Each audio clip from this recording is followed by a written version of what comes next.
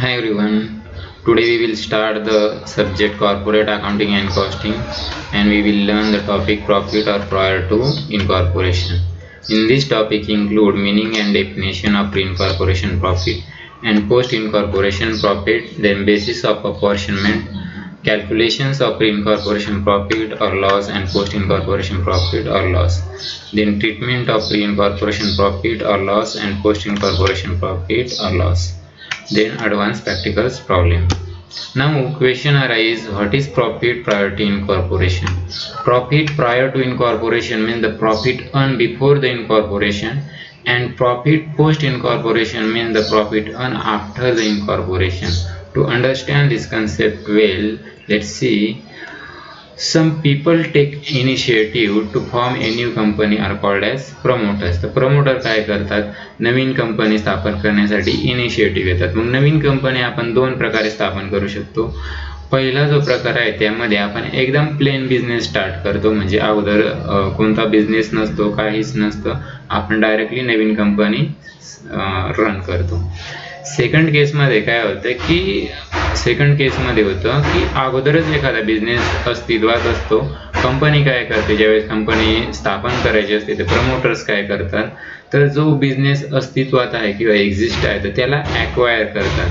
म्हणजे अगोदरच एखादा whether it may be partnership firm और सोल प्रोप्रायटर, तर तो जो बिझनेस आहे जे प्रमोटर आहे तो अक्वायर करतात आणि त्याचं कन्व्हर्जन कंपनीमध्ये होतं आणि तीच कंपनी पुढे रन होते. ह्या ठिकाणी आपण असं ॲज्युम करू की 1 एप्रिल 2018 या तारखेला जो बिझनेस आहे तो ॲक्वायर केलेला आहे या तारखेला, आणि जे आपलं फायनान्शियल इयर आहे ते एंड ह्या ठिकाणी होणार आहे, म्हणजे पूर्ण 1 वर्षाचा पिरियड आहे. मग खऱ्या अर्थाने ज्या दिवशी आपण बिझनेस ॲक्वायर करतो त्याच दिवशीपासून आपली कंपनीची सुरुवात होते. But as per the companies act, the company will legally exist after getting certificate of incorporation. आपल्यानुसार आपली कंपनी ह्या तारखेला सुरुवात झालेली आहे, बट कंपनीज ॲक्टनुसार कंपनी जे कायदेशीर अस्तित्व किंवा लिगल एक्झिस्टन्स ते सर्टिफिकेट ऑफ इनकॉर्पोरेशन मिळाल्यानंतरच कंपनीची खऱ्या अर्थाने सुरुवात होते. मग आपल्याला जरी वाटत असलं की कंपनी ह्या तारखेपासून सुरुवात झालेली आहे, डेट ऑफ ॲक्विजिशन, परंतु लिगली कायदेशीर कंपनी सर्टिफिकेट ऑफ इनकॉर्पोरेशन मिळाल्यानंतरच स्टार्ट होते. त्यामुळं कंपनीज ॲक्टमध्ये तसं म्हटलेलं आहे किंवा लिगली कंपनी ह्या तारखेपासून सुरुवात झालेली आहे. त्यामुळं कंपनीज ॲक्टनुसार या जे सर्टिफिकेट ऑफ इनकॉर्पोरेशन मिळाल्यानंतर जो कंपनीला नफा मिळतो तोच कंपनीचा नफा ग्राह्य धरला जातो. त्याच्या अगोदरचा जो नफा असतो तर त्याचा आपण डिवायडेशन वेगळ्या याच्यामध्ये करतो. म्हणून the profit before certificate of incorporation or profit before incorporation are called as pre-incorporation profit, and profit after incorporations is called as post-incorporation profit or loss. तर ही गोष्ट लक्षात घ्या की ही जी डेट आहे, date of certificate of incorporation, तर त्याच्या अगोदरचा जो प्रॉफिट किंवा लॉस असेल तर तो असेल प्री इनकॉर्पोरेशन पिरियड. हा जो पिरियड आहे तो प्री पिरियड, आणि याच्या पुढचा जो पिरियड आहे तो पोस्ट इनकॉर्पोरेशन पिरियड आहे. मग ह्या तारखेच्या पुढे जो पण नफा मिळाला तर तो आपला पोस्ट इनकॉर्पोरेशन पिरियडमध्ये इन्क्लुडेड होतो.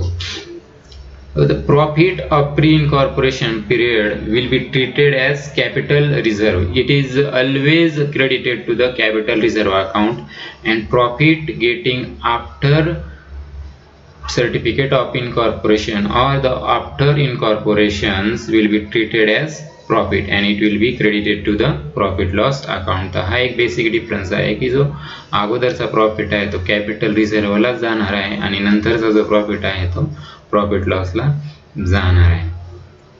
Then methods of incorporation of profit और लॉस. आता आपण बघितलं की जो डेट ऑफ ॲक्विजिशन आहे त्यानंतर जो पिरियड येतो आपली डेट ऑफ गेटिंग सर्टिफिकेट, जे कंपनीला सर्टिफिकेट मिळतं ते सर्टिफिकेट रजिस्ट्रेशन सर्टिफिकेट मिळाल्यानंतर कंपनी खऱ्या अर्थाने लिगली एक्झिस्ट होते. तर तो पुढचा जो पिरियड आहे डेट ऑफ ॲक्विजिशन नंतरचा जो पुढचा पिरियड आहे, date of acquisition to date of incorporation, तो प्री पिरियड आहे. आणि date of incorporation to financial year जो एंडिंग आहे तो पोस्ट पिरियड आहे. तर या दोन पोस्ट पिरियडमध्ये जे एक्सपेन्सेस असेल किंवा लॉसेस असतील तर ते आपल्याला डिव्हायडेशन करावे लागतात. मग प्रॉब्लेम ज्यावेळेस आपल्याला विचारलं जातं तर त्यावेळेस आपल्याला काय करावं लागेल की आपल्याला एक्सपेन्सेस दिलेले असतील किंवा इन्कम्स दिलेले असतील तर आपल्याला कोणते एक्सपेन्सेस प्री पिरियडमध्ये जातात, कोणते एक्सपेन्सेस पोस्ट पिरियडमध्ये जातात. त्यानंतर एखादा एक्सपेन्सेस असा असतो की तो म्हणजे प्री पिरियडशी पण रिलेटेड असतो आणि पोस्ट पिरियडशी पण रिलेटेड असतो. तर आपल्याला त्याचं काय करावं लागतं, डिव्हायडेशन करावं लागतं की प्री पिरियडमध्ये किती एक्सपेन्सेस झाला आणि पोस्ट पिरियडमध्ये किती झालेला आहे. तर हे बघण्यासाठी दोन मेथड आहेत. First method is, in the first method separate accounts will be created for different period. This period is called pre-period and this is post-period. Separate account will be created for the pre-period and separate account will be created for the post-period. Then the profit or loss from this account will be pre-incorporation profit and profit or loss for this account will be post-incorporation profit. Then second method is we have created only one account but the expenses or losses we will distribute in two columns. First is pre column and second is post column. So the expenses related to pre period will be recorded here and expenses related to the post period will be recorded here. So same as the incomes related to pre-period will be recorded here and income related to the post-period will be recorded here. Then apportionment of expenses and income. आता काय होतं की काही जे expenses असतात ते पूर्ण pre पिरियडशी related असतात आणि काही जे एक्सपेन्सेस असतात ते पोस्ट पिरियडशी रिलेटेड असतात. परंतु त्यामध्ये काही एक्सपेन्सेस आणि इन्कम असे असतात की ते दोन्ही पण पिरियडशी रिलेटेड असतात, म्हणजे पूर्ण वर्षभर असतात. फॉर एक्झाम्पल रेंट असेल तर रेंट फक्त कंपनी सुरुवात झाली त्यावेळेस रेंट द्यावं नाही लागत, तर रेंट हे पूर्ण वर्षभर द्यावं लागतं. म्हणून रेंट हे पूर्ण वर्षभर असतं. मग ते प्री पिरियडशी पण रिलेटेड आहे आणि पोस्ट पिरियडशी पण रिलेटेड आहेत. मग जर रेंट असेल तर त्याचं रेंटचं आपल्याला काय करावं लागेल, डिस्ट्रीब्युशन करावं लागेल की प्री पिरियडला किती रेंट जाणार आहे आणि पोस्ट पिरियडला किती रेंट जाणार आहे. मग असं डिस्ट्रीब्युशन करण्यासाठी आपण बेसिस ऑफ अपॉर्शनमेंट ही जी कन्सेप्ट आहे ती वापरतो. The basis of apportionment of expenses or incomes will be on the basis of time, then on the basis of sale, then on the basis of weightage time, then some are exclusive. तर time बेसनुसार जे expenses fix expenses असतात ते वर्षभर fix असतात, तर त्यांना आपण time बेसिसनुसार त्याचं डिवायडेशन करतो. मग त्यामध्ये आपण फॉर एक्झाम्पल रेंट आहे तर रेंट हे पूर्णभर द्यावं लागतं. सपोज एका महिन्याचं रेंट 1000 रुपीज आहे तर 12 महिन्याचं 12,000 रुपीज असेल, तर मग ते आपण त्या पद्धतीने जर करायचं असेल तर ते टाइम बेसनुसार करणार आहोत की प्री पिरियड किती आहे आणि पोस्ट पिरियड किती आहे त्याच्यानुसार आपण ते डिस्ट्रीब्युशन करणार आहेत. काही जे एक्सपेन्सेस असतात ते सेल्सवरती डिपेंड असतात, म्हणजे जर इन केस टर्नओव्हर जर जास्त झाला तर ते एक्सपेन्सेस जास्त होतात, टर्नओव्हर कमी झाला, सेल्स कमी झाला तर ते एक्सपेन्सेस कमी होतात. तर ते जे एक्सपेन्सेस आहे ते आपण सेल्सनुसार किंवा सेल्स बेसिसनुसार आपण त्याचं डिस्ट्रीब्युशन करतो. देन तिसरा जो प्रकार आहे थर्ड, वेटेज टाइम. हा जो प्रकार आहे आपण ॲक्च्युली ज्यावेळी प्रॅक्टिकल प्रॉब्लेम सॉल्व्ह करू त्यावेळी डिटेलमध्ये बघूया. आणि त्यानंतर जो लास्ट प्रकार आहे एक्सक्लुझिव्ह. काही एक्सपेन्सेस असे असतात की ते म्हणजे एखाद्या विशिष्ट पिरियडशी ते बिलॉंग करतात, म्हणजे काही जे एक्सपेन्सेस असतात ते फक्त आणि फक्त प्री पिरियड म्हणजे प्री इनकॉर्पोरेशन पिरियडशी बिलॉंग करतात आणि काही एक्सपेन्सेस असेल किंवा इन्कम ते पोस्ट पिरियड म्हणजे पोस्ट इनकॉर्पोरेशन पिरियडला ते बिलॉंग करतात. आपण नेक्स्ट याच्यामध्ये ते डिटेलमध्ये बघूया. So let's take example of rent ₹12 lakh. It is whole year expenses from the date of acquisition to the end of the financial year. But we have to allocate or divide these expenses into two periods. First is pre-incorporation period and second is post incorporation period. So for distribution of the rent into two parts, we must know on what basis we can divide or distribute these expenses. The rent is fixed type expenses, so the rent will be divided on the basis of time. So for division on the time basis, we must know how much time in the pre-period and post period. So the pre-period will be start from 1st April 2018 to 31st March 2000, 31st July 2017. This period, April, May, June and July, 4 months, and the post period start from 31st July, then August, September, October, November, December, January, February and March, 8 months. So we can calculate the ratio 4 as 8 and we will divide it by 4. The ratio becomes 1 as 2. So the rent will be divided by this ratio 1 as 2. So 12,000 divided by 3 is equal to 4,000. So 40,000 will be post period and 80,000 for the post period. तर ह्या पद्धतीने आपण जे rent आहे time बेसिसनुसार ते distribution करू शकतो.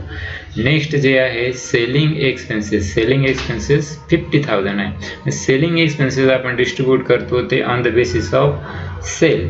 मग त्यासाठी आपल्याला सेल दिलेला असेल की प्री पिरियडमध्ये किती सेल झालेला आहे आणि पोस्ट पिरियडमध्ये किती सेल झालेला आहे, त्यानुसार आपण तो रेशो काढतो. सपोज आपण असं ॲज्युम करू की जो सेल झालेला आहे तो टोटल 1 लाख झालेला आहे प्री पिरियडमध्ये आणि जो पोस्ट पिरियडमध्ये सेल झालेला आहे तो 4 लाख झालेला आहे, असं आपण ॲज्युम करू. मग याचा रेशो काढला जाईल की प्री पिरियडमध्ये 1 लाख आहे आणि पोस्ट पिरियडमध्ये 4 लाख, तर हा जो रेशो आहे 1:4 येणार आहे. सेलिंग डिस्ट्रीब्युशन 1:4 ने म्हणजे 50,000 डिवायडेड बाय 5 केल्यानंतर 1:साठी जे येणार आहे आपल्याला ते 10,000 येणार आहे. म्हणजे प्री पिरियडमध्ये जे सेल जे आहेत ते 10,000 येणार आहेत सेलिंग एक्सपेन्सेस आणि पोस्ट पिरियडसाठी ते 40,000 येणार आहे. तर ह्या पद्धतीने आपण जे सेलिंग एक्सपेन्सेस आहेत आणि रेंट एक्सपेन्सेस ॲक्च्युली ज्यावेळेस प्रॅक्टिकल प्रॉब्लेममध्ये दिले जातील तर सुरुवातीला आपल्याला बघावं लागेल की कोणता पण एक्सपेन्सेस दिला असेल, इन्कम दिलेला असेल तर ते आपण कोणत्या बेसिसनुसार अलोकेट करू शकतो ते अगोदर बघायचं आणि त्यानंतर त्याचा रेशो काढायचा. In case the expenses allocated on the basis of time, then we have to calculate time ratio.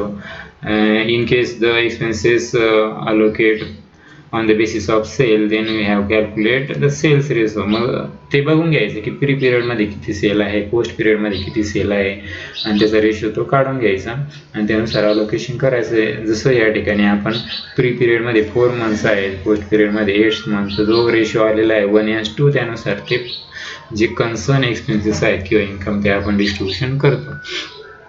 Then we must know which expenses allocated on the basis of time or on the basis of sale, or some expenses only related to the pre-period, some expenses only related to the post-period.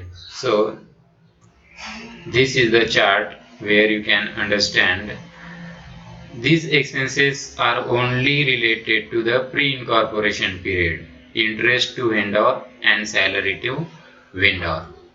Then these expenses or incomes only related to the post-incorporation periods, fees to directors, salary to directors, then interest on debenture, then discount on debenture, preliminary expenses, share issue expenses, then share transfer fees received and apportioned by company. तर एक गोष्ट लक्षात घ्या की आपल्या ज्या कंपनीला legally existence मिळतं ॲज पर कंपनीज ॲक्ट, ते कुठून मिळतं? After date of incorporation. त्याच्या अगोदर कंपनीला लिगली मान्यता नसते. म्हणजे जर आपण लिगली त्याचा विचार जर केला तर आपल्याला जे डायरेक्टर्स आहेत, कंपनीचे जे डायरेक्टर्स आहेत किंवा डायरेक्टरला जी सॅलरी द्यायची आहे तर ती सॅलरी आपण केव्हा देऊ शकतो? ज्यावेळेस कंपनी एक्झिस्ट होईल, म्हणजे खऱ्या अर्थाने कंपनी ती लिगली एक्झिस्ट होईल, त्यानंतरच आपण डायरेक्टरला फी देऊ देतो, डायरेक्टरची अपॉइंटमेंट करू शकतो किंवा आपण कंपनीला सर्टिफिकेट मिळाल्यानंतरच आपण शेअर इश्यू करू शकतो, डिबेंचर इश्यू करू शकतो. म्हणजे जो पण खर्च येणार आहे तो कंपनीला इनकॉर्पोरेशन सर्टिफिकेट मिळाल्यानंतरच येणार आहे. त्याच्या अगोदर तर आपण डायरेक्टर अपॉइंटमेंट करू शकत नाही. जर कंपनीला मान्यताच मिळाली नाहीये तर आपण डायरेक्टर अपॉइंटमेंट करू शकत नाही. त्यामुळे जी फीज ऑफ डायरेक्टर आहे ती प्री पिरियड मध्ये येऊ शकत नाही, कारण प्री पिरियड मध्ये कंपनीला लीगल मान्यता नसते. सॅलरी टू डायरेक्टर, ज्यावेळेस डायरेक्टर आपण अपॉइंटमेंटच करत नाही त्यावेळेस सॅलरी देण्याचा प्रश्नच नाही. इंटरेस्ट ऑन डिबेंचर, जर कंपनी स्थापनच झालेली नाही, कंपनीची जी लिगल एंटिटी आहे किंवा लिगल एक्झिस्टन्स ते प्राप्तच झालेलं नाही तर आपण डिबेंचर विकू शकत नाही. त्याचप्रमाणे इश्यू ऑफ शेअर्स आहे, जर कंपनी लिगली एक्झिस्टच झालेली नाही तर आपण शेअर्स विकू शकत नाही. ज्यावेळेस कंपनी खऱ्या अर्थाने लिगली एक्झिस्ट होईल त्याच वेळेस आपण शेअर इश्यू करू आणि त्याच वेळेस मग शेअरसाठी जो खर्च येणार आहे तो येणार आहे. त्यामुळं these all expenses related to the company or post incorporation period. Then some ratio, this is a time on the time basis. Fixed expenses, we already discussed, those expenses are fixed expenses, will be allocated on the basis of time. Rent आहे, त्यामध्ये insurance आहे, printing आहे, depreciation आहे, audit fees. तर एक गोष्ट लक्षात घ्या की रेंट असेल तर ते पूर्ण वर्षभर असतं, त्याच्यामुळे त्याचं डिवायडेशन आपण टाइम बेसिस नुसार करतो. लास्ट स्लाइड मध्ये आपण बघितलं की टाइम बेसिस नुसार आपण कसं डिवायडेशन करतो. अगोदर आपण रेशो कॅल्क्युलेट करतो की प्री पिरियड मध्ये किती मंथ जातात, पोस्ट पिरियड मध्ये किती मंथ, त्याचा आपण फॉर्म्युला करून आपण त्याचा रेशो काढतो. आणि त्यानंतर आपण रेंट असेल, इन्शुरन्स असेल, प्रिंटिंग, डेप्रिशिएशन, कारण हे पूर्ण वर्षभर येणारे जे खर्च आहे तर त्याचे डिवायडेशन आपण टाइम बेसिस नुसार करतो. त्यानंतर some ratios on the basis of sales. Sales याच्यामध्ये काय होतं की सर्व सॅलरी असेल, सॅलरी टू सेल्समॅन, ऍडव्हर्टाइजमेंट असेल, फ्रेट आउटवर्ड असेल, डिस्काउंट अलाउड, तर ह्या सर्व जे एक्सपेन्सेस आहेत ते सेलवर डिपेंड करतात. इन केस सेल इन्क्रीज झाला तर हे एक्सपेन्सेस पण इन्क्रीज होतात, सेल डिक्रीज झाला तर एक्सपेन्सेस पण डिक्रीज होतात. म्हणजे हे सेलवर डिपेंड करतात. म्हणजे सेल जर वाढला तर एक्सपेन्सेस वाढेल, सेल जर वाढला तर ग्रॉस प्रॉफिट वाढेल, सेल वाढला तर सॅलरी टू सेल्समनची वाढणार आहे, सेल जास्त झाला तर फ्रेट म्हणजे जो बाहेर माल पाठवण्यासाठी जे खर्च येतो तो वाढतो. तर ह्या पद्धतीने हे जे एक्सपेन्सेस आहेत ते सेलवरती डिपेंड करतात, म्हणून ते आपण on the basis of sales घेतो आणि त्यानुसार त्याचं अलोकेशन करतो. तर हा चार्ट व्यवस्थित लक्षात घ्या. त्यानंतर त्याचं अलोकेशन आपण या पद्धतीने पण करू शकतो की इन्कम असेल मग त्यामध्ये ग्रॉस प्रॉफिट असेल तर तो आपण ग्रॉस प्रॉफिट कोणत्या बेसिस नुसार डिवायडेशन करतो, तर on the basis of sales. Gross profit on the basis of sales असेल तर तो प्री पिरियड मध्ये पण जातो आणि पोस्ट पिरियड मध्ये पण जातो. Then rent received, the rent received will be allocated on the basis of time because it is fixed. Then the pre-incorporation period and it is also post-incorporation period. Then income before incorporation, all the income before incorporation will be treated to the only pre-incorporation period, and income after incorporation will be treated only after or post-incorporation period. Then expenses, same fixed expenses we already discussed, will be allocated on the basis of time, and it is then variable expenses, it is also on the basis of sale. Then expenses before incorporation we already discussed here, it is only related to the pre period, and expenses after will be post period. So this is the format of allocation or the basis of apportionment. We must understand very well. So we will see in detail while solving practical problem in next lecture. Thank you.